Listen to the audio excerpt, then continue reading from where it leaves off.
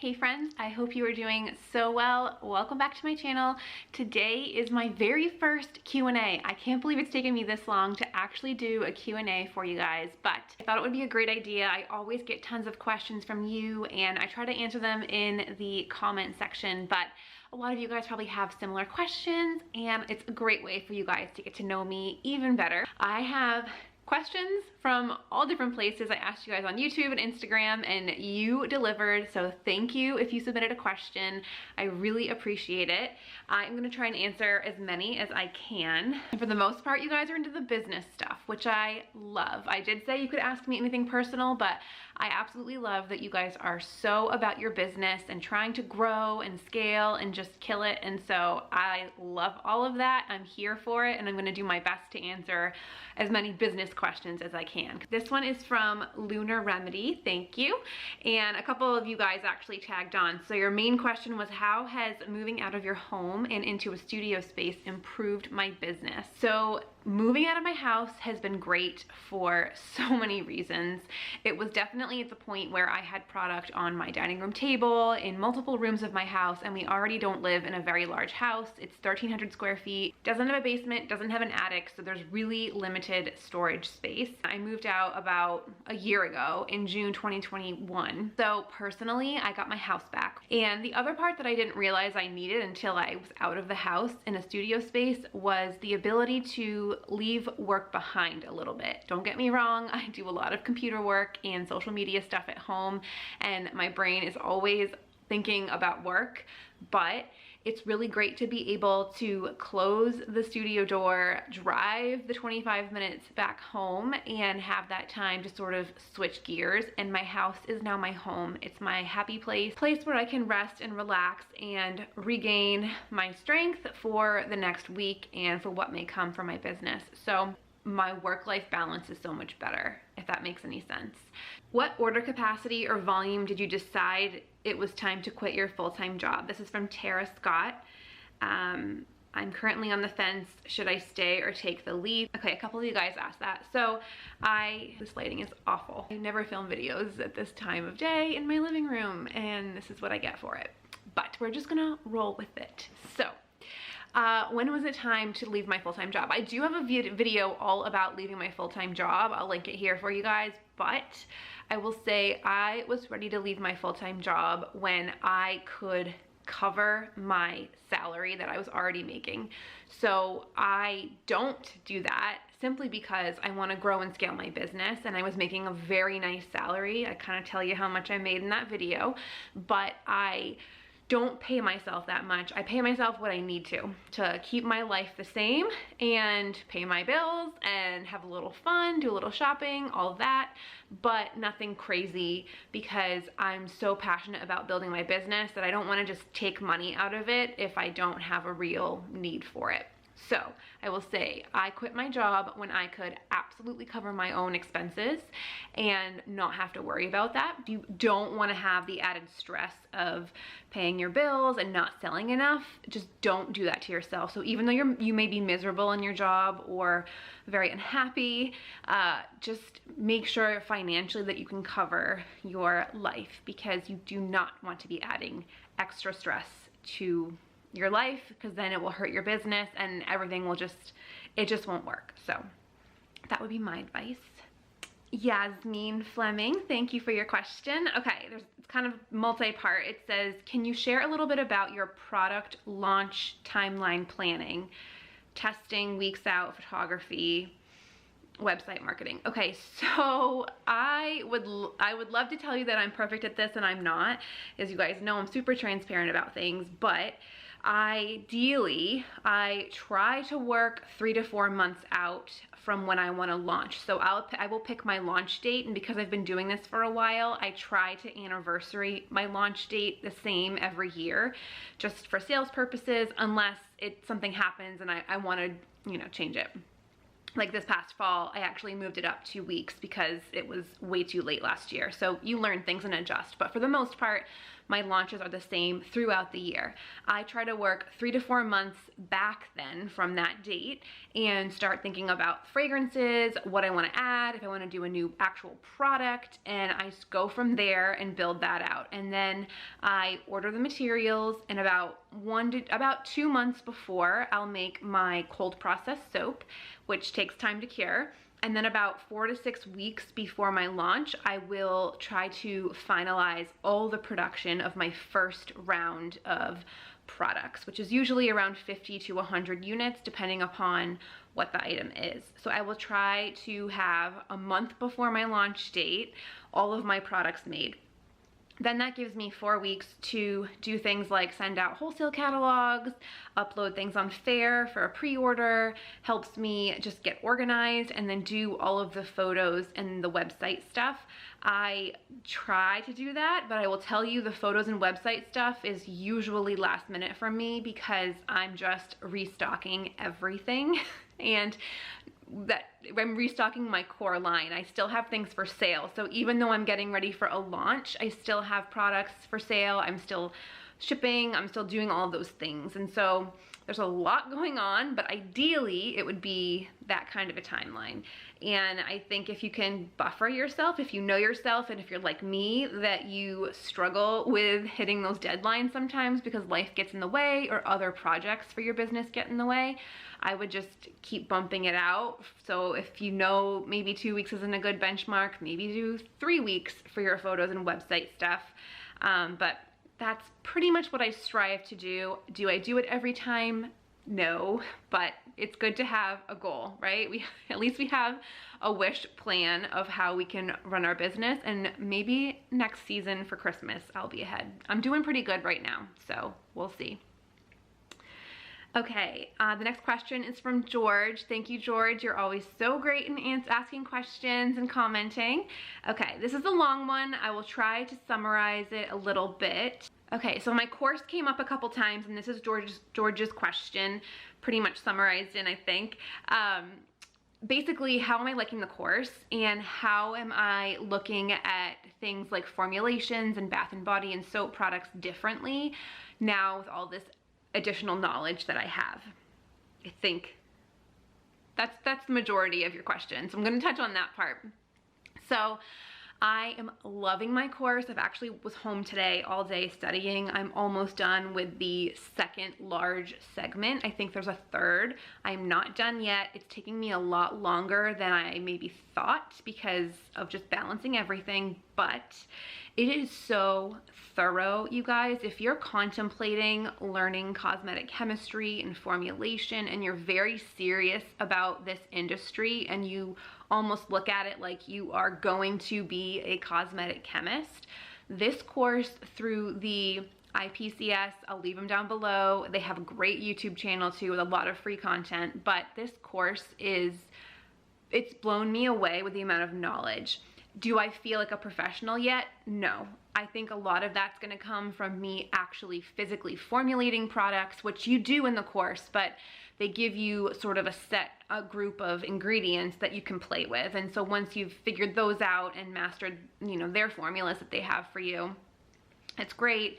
But the amount of formulas out there, or the amount of ingredients out there is like exhausting. How many different suppliers there are, and suppliers I've never even known about, because basically I've been buying from like a Brambleberry or a Wholesale Supplies Plus, and they are smaller soap suppliers for more of our typical hobby craft, and they buy from these big suppliers, and then they'll buy this massive amount and then break it down into smaller quantities and then sell us the 1 to 5, 10 pound bag or whatever of something. So now I'm learning more about the actual companies, and you go over everything from ingredients to how to formulate to international regulations. What I think I love the most from the course is I feel so much more confident in talking about formulas and ingredients and understanding. I would try to Google stuff, and there's so much misinformation on the internet, and there are a lot of people who think they can teach you cosmetic chemistry. with this course, I know I'm going to the right source. Belinda, who is the director, is a wealth of knowledge, and I really trust her and I trust what she says. So I feel so much more confident when I am not only talking about my own products, but looking at other people's products, and all of that trickles into even my marketing and my brand. So it sort of is this all-encompassing thing, and I feel like it has given me so much more motivation to think in the future what my business could be. I don't know that I would be thinking of different things. Like, I mean, I could formulate an entire skincare line right now if I really wanted to, and I don't have the time for that, but maybe on the wish list for 5 years away or something like that. But I have gotten more motivation and confidence from taking the course, and I'm just excited to be able to explore more of it, and I feel more like I feel like I maybe had some imposter syndrome before I took the course, which is crazy, but now I feel like I have so much more confidence in the decisions that I make. I know I'm making the right formula choices and selecting the right ingredients, and yeah, so that was a super long-winded thing, but I'm not done with the course yet, and I promise you guys I will give you a video fully reviewing the course with as much information as I'm allowed to share. I definitely think it's worth it though, so again, I'll leave the link down below for the course, but I'm absolutely loving it. Next question is from Opal. Etsy versus your business website, and how do you get traction to your business website? Okay, a lot of you guys ask questions about online sales, driving traffic online. I will tell you, it's so hard right now. I think there's like something going on. But let's touch on the Etsy versus business website. So I have another video all about Etsy versus my own website, but basically I do not love Etsy. There are benefits to it, like there's benefits to everything. They do bring a lot of traffic. People know to shop there. I think the platform is changing a lot though. I see a lot of mass-produced stuff. It used to be a handmade vintage place, and there are elements of that still, but I just don't think it's the best place to build a long-term business. If you are just trying to get some quick cash and some quick sales, or I know things like the download world, the digital downloads are doing really well on Etsy, and you just need the traffic for that. There are things that can work on it, but I just feel like you don't have any connection with the customer. The customer has no clue about you or your brand. They literally will buy something on Etsy, it could be from you, and you think that you've made a new customer, and they go tell their friend, oh, I got this cool new thing from Etsy. They didn't say your shop name, they didn't say you, they said nothing about you. So I think that Etsy is great if you are doing those quick things, but if your ultimate goal is to build a business, you've got to do it on a website. You have got to do something where you're collecting emails, where people are coming to you and they understand your brand. It's harder to do, but remind me to never film in this spot again. And then the big question so many of you guys have is how to drive traffic to your website. It is hard. It is incredibly hard. I was recently reading a marketing book, and someone said you need about 100 people to go to your website every single day to get one purchase. So obviously there are some situations that that's different, but that's the average. 100 people have to go to your site for you to get one sale. To get 100 people to your site every single day is incredibly hard, and especially since social media is changing so much. So again, to the whole email thing, I don't send a lot of emails, but when I have new products or restocks even, or launches of different things, even sales, your email is truly powerful. I probably have about 2,000 to 3,000 people on my email list. I honestly haven't checked it in a while, but just to give you perspective of my business. And when I send an email out to them, I get at least probably 500 people onto the website between the 24 hours after I send an email. So I think that email's a great way to get in front of people. And then social media isn't dead, it's just harder. So no longer can you post a still photo and just expect people to see it and engage with it. You have got to think outside the box. I have definitely put social media on the back burner right now. I don't want to, but I also feel like it's not paying my bills. Other things I'm doing are paying my bills, like building my wholesale business, which we can talk about later. But if you're trying to get people, I would say just keep showing up on social media. Don't give up. Do your Instagram stories, do a couple reels. If you want to do still posts, do the still posts. Be authentic. Don't chase the trends of what's happening, because that's not really, I did that for a while and I got some followers out of it, but I don't think that it converted to customers. So stick with your brand, stick with your DNA, and just keep showing up. It's just gonna be harder. Instead of posting that one post and getting a couple sales that day, you may have to post a story and a reel and a post. And if you're not on TikTok yet, I think you should be. I don't know that it is for everyone just yet. It depends on your target market for sure. I know I've talked to a lot of people in some different age brackets that are definitely not on TikTok. So if your target market isn't there, don't waste your time on it. But if you are marketing to anyone, you know, like 50 or below, then, which is a big group, but still 50 or below, I would say try it, because the biggest growing groups of people on TikTok right now, as far as new users, are people in their 30s to 50s. So the teens are already moving on to a new app. It's called Be Real, by the way, just if you want to check it out. I tried it. It's a little weird, but I'm sure it'll take off. So there's always something new. So the younger kids are going on to something else now, and TikTok is sort of now what the Instagram was after Facebook kind of fizzled. So just keep a pulse on social media and don't give up is my number one tip. But don't expect it to be like it used to be. It's going to be very difficult to get more eyes and more engagement, but it doesn't mean give up. So I hope that answers your question. Okay, those are the questions from YouTube. There's some I couldn't get to all of them, but I'm gonna switch over to Instagram. Do you ever think you'll get to a point where you want a brick and mortar store? So this was actually one of my biggest motivators in the beginning. I thought I wanted to open this beautiful retail store. I love retail. I was working in retail when I was doing this on the side, and I always wanted to have a store. But I didn't really know what it was like to run an online business, and at the time, brick and mortar was kind of in a slump, and especially with COVID, online sales have just skyrocketed. So I think it's back a little bit to brick and mortar now. When I read some different things, I feel like it's evening out again, but it is definitely hard and the overhead is really high. So that's kind of what's causing me to not want to go for it just yet.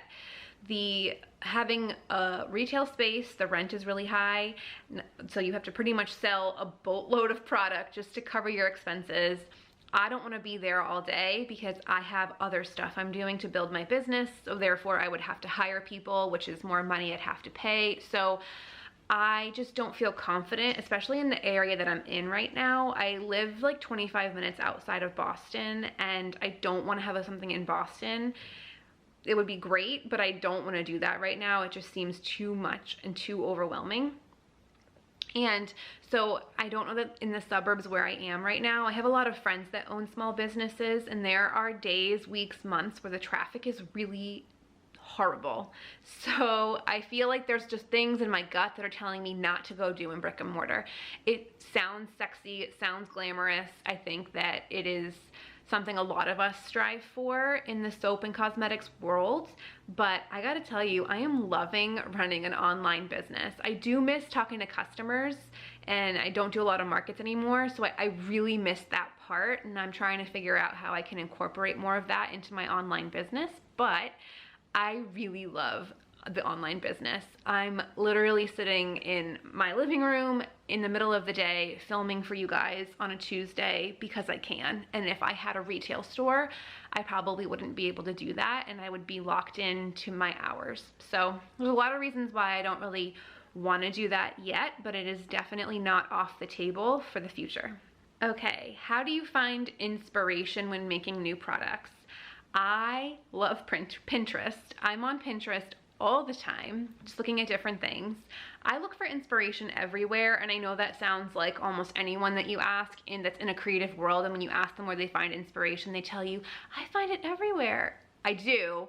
But I love Pinterest, and I have a lot of secret boards because, you know, people can see a lot of stuff, and I name future businesses. Like, I have a board for like a future coffee shop. It's never gonna happen, but you know, I get inspiration from a lot of different things. And so I love Pinterest for that because you can compile it all, and it's just beautiful images. It's what Instagram used to be, and it can be organized, and I just love it. So Pinterest is huge for me, and I'll just scroll and scroll. I mean, I could be scrolling for hours actually. So I love that. I think it's really important to get into other retail stores and shop around and know what's in the industry and look for open space, meaning if you're gonna make something like, let's talk about something different. So if you're gonna make jewelry, for instance, I would start looking at all the different places that sell jewelry. And if you're looking at gold jewelry, that might help a little bit more. Or if you're looking at moderately priced jewelry, go and look at every store that sells that. Go to a Target, go to Anthropologie, go to specialty boutique stores, and just look at what they're offering and what you might be able to do that's a little bit different. I think you can look at different things like fashion. I absolutely love the like fashion websites. It's why I love Women's Wear Daily, which I just talked about to you guys in another video. So I look for inspiration everywhere, but I think the more you look at stuff, the more you develop your own style. And I think that was somebody else's question. I can't find it, but it was like, how did you decide on your brand and your branding? So much of it is me. And that's why creators and people who have businesses that are creative get very protective of them, because the brand is part of my identity. I always am wearing a floral shirt. I love color. I love beautiful things. I love feminine things. So I wanted to create a brand of products that I wanted to use that I didn't find in the marketplace. So I think that inspiration can come from everywhere, but it can also sometimes come from you. If you are just starting out, or you're trying to rebrand or figure out what your brand should be, look at what you want. Look at what makes you happy, or look at products that would make you happy. And yes, you need to make sure other people want them too, but oftentimes you have an aesthetic, you have a design idea, and I think that you should probably run with it. So I'd say look to the outside for inspiration, but I would also look at yourself and inside, and it doesn't come easily. I think the branding piece for me took me about a year to figure out, and it's not easy at all. And it kind of, sometimes you don't even know if it's like the right decision until you pull the trigger and you do it, and you see the product in stores, or you see the products even just, as you're making it, and then you go, oh yeah, yep, this is exactly what I wanted. This is my vision coming to life. So suggestions on coming up with a core fragrance line, so many options. I love this one because I think it's really important to have scents that people can buy all year round that are not seasonal. Seasonality can get really tricky when you're launching and when it's over, and consumers are always moving on to the next thing. So seasonality can be really, really hard, and I actually am trying to get away from it in a way for next year, just because of that, because the timing is just so crazy. But I would look at your sales. I would look at what are people coming to you, and what are you selling the most of. And then once you have that information, I would then try and figure out if you have a good variety of fragrances in different buckets, meaning like my core line, I have a floral scent, I have my blush and peony, I have a citrus scent, I have my glow up scent, I have Wanderlust and Salted, which are very neutral in the middle that people love to gift, and they're not super strong. And then I have lavender, because lavender is just a #1 seller. Everyone either loves it or hates it, but if you love it, you buy it. And then I have pink sea salt, which is another kind of soft neutral scent, but it definitely leans a little bit more floral. I don't sell fruity well at all. Doesn't mean it doesn't sell. It's just not what my customers come to me for. They come to me for more of those softer and floral fragrances. So I don't have a fruity one in my line, although I do have it sort of woven into different launches, especially for summer. So I'd look at your sales and see what people are voting for. And then I would try and maybe round it out, but I have six fragrances that I carry year round. I probably could have more, but I just feel like the 6 is enough, and then I'm adding, you know, anywhere between 4 to 5 each season. So at one time I have almost 10 fragrances, and then across different categories. So that alone is enough to handle. But that's kind of how I figured out what would be best for my core line. Okay, I think this is gonna be the last question. If you have to choose between retail versus wholesale, which one would you pick? If I had to choose, first of all, I don't think that you should. I think you should have both. So I know I'm gonna answer the question the best I can, but I think that you should have both because you never know what's gonna happen in the retail landscape or in the environment and all of that. So it's always good to not put all of your eggs in one basket. But I would say retail because A, it's more profitable, and B, you're building a brand. So I don't really want to get into a business where I'm just selling products to other businesses to then make the profit. I don't want to be a supplier in that sense. I want to build a brand that consumers love, that they want to come back to, that they think of for gifting to friends and family. I think the branding piece is so important, and that's where customer loyalty comes in. There's not a lot of loyalty in wholesale. In some cases there are, but I've worked on the flip side of retail as a retail buyer, and trends change and customers change, and I have worked with big accounts where we were doing millions of dollars, and then the next year the customer didn't love the product and it was just taken down to almost nothing. So you have to be careful when you're doing wholesale. Just because you might be doing well right now or you're growing and people love your products, it can flip like really quickly, and you could be in a position where you really have to figure out how to pivot. So I think in retail, it's a little bit easier to control that because you control the narrative. You control what you're telling your customers, you control the branding and the message and the social media around it, and you have a direct line to your customers too. You can definitely get information from wholesalers, but it's nowhere near the same level of feedback as when a customer gives you their thoughts and opinions, and you can start to think about how your business can incorporate those. So I feel like retail would still be my number one. But I'd still advise you to do wholesale as well, if that makes any sense. But thank you so much. If you submitted a question and I didn't get to it, I'm so sorry. I didn't want this video to be ridiculously long, but I will try and do another one of these in a couple months maybe. So you can resubmit your questions then, and yeah, we'll just keep doing this. But thank you guys so much for watching. I truly love you, and that's my phone. My husband's calling me, so I'm gonna go, but I will see you guys in the next one. Bye.